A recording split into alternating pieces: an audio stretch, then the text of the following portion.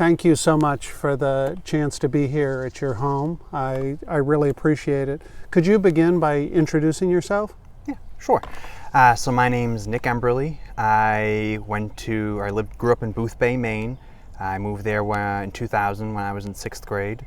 Was there, graduated high school, worked for Apple for a couple of years, moved between Maine, Baltimore, California, Massachusetts. Nick, the reason I was so excited to have this opportunity to meet with you, a shared friend of ours, Eric Chamberlain, had heard from you.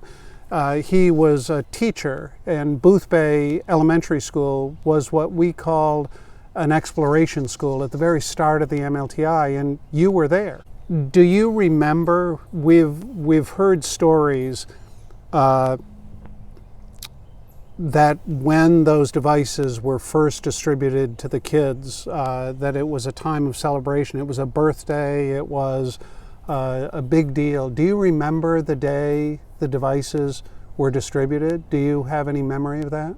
Yeah, I remember some of the day that we got the computers, and the way I remember it was excitement and kind of like giving a monkey a crazy tool that maybe I've never used before. We had these brand new laptops, 12 inches, they did all these powerful things that we had never thought of. And the first day that we used them, we were doing everything we could to try and figure out what it could do and couldn't do. I remember we had a friend of mine, she took a pencil and flipped it over and used the eraser on the trackpad, and showed me that it wouldn't work unless you used your finger. So that just drew a bunch of different questions and intrigue about the computer and the device itself, not what it could physically do. It had physical tabs. You could lift up the keyboard and see the components in the computer, and you could also do with like the sliding tray, had a little pinhole you could put a paper clip into and watch it pop out.